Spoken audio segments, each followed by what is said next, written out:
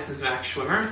Hopefully you're here because you're auditioning for the CMEA High School Regional competition. If so, you're in the right place. So I'm going to go ahead and play through the whole etude and then come back and I'll discuss a little bit some things that I think will help you prepare for the audition.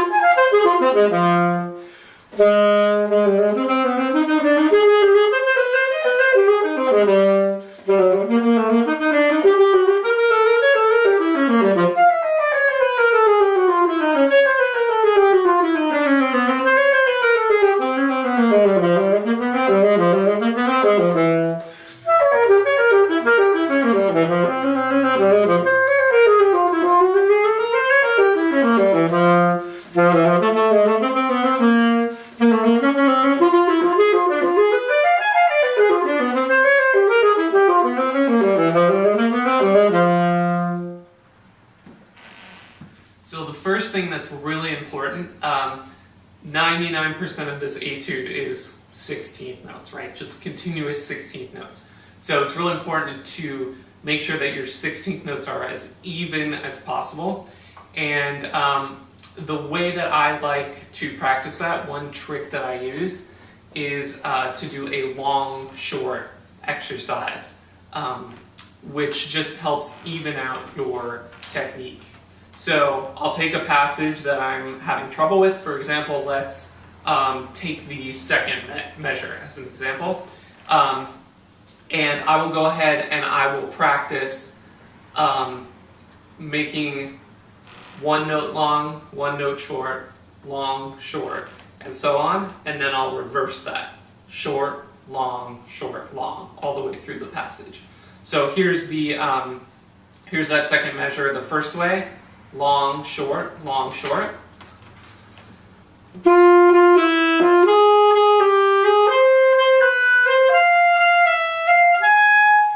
Okay, and here's that measure short, long.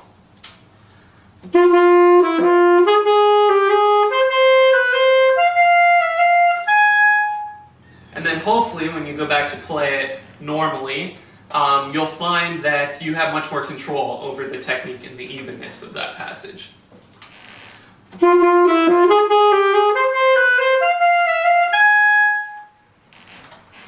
The second thing that I like to keep in mind for this etude is to make sure that you're not cheating with the articulations. Especially there's a lot of times that you have a staccato on the downbeat. You want to make sure that you're not slurring into that staccato downbeat. You actually have to tongue that downbeat. Okay, so a lot of times what I'll hear is this slur into the downbeat that sounds like.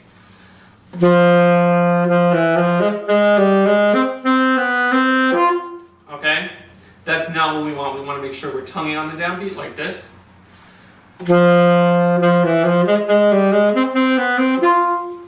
So you can go ahead and say that articulation first, da, da, da, da, and that'll help you when you go to play, make sure you're doing it correctly. And last thing I wanted to mention with this etude is the idea of phrasing, and in particular, phrasing through your arpeggios. So this happens especially if you play jazz in big band or combo at school. We tend to start phrasing our arpeggios in a certain way that maybe works for bebop style, which is to emphasize that top note and then kind of decrescendo or de-emphasize those bottom notes, especially when we're doing our descending arpeggios.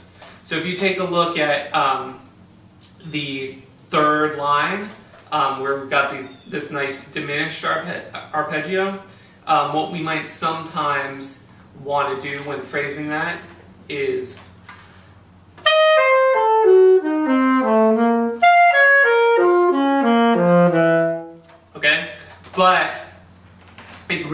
important that we phrase through that arpeggio. Keep our air going, and we target those downbeats. So we're going to crescendo a little bit and push our air towards those downbeats. That's going to sound like this.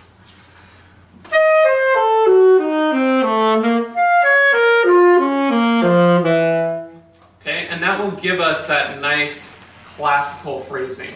Another way to work on that is something I call whisper playing. So what you're going to do is just finger through. You can even blow into your instrument, but you're not going to make a tone. What you're going to listen for is your airstream. Okay?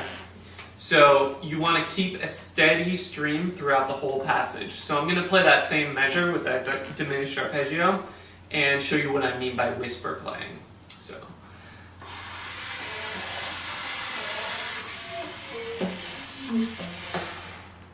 Okay? And then you want to go to play it and hopefully keep that same airstream. That's your goal.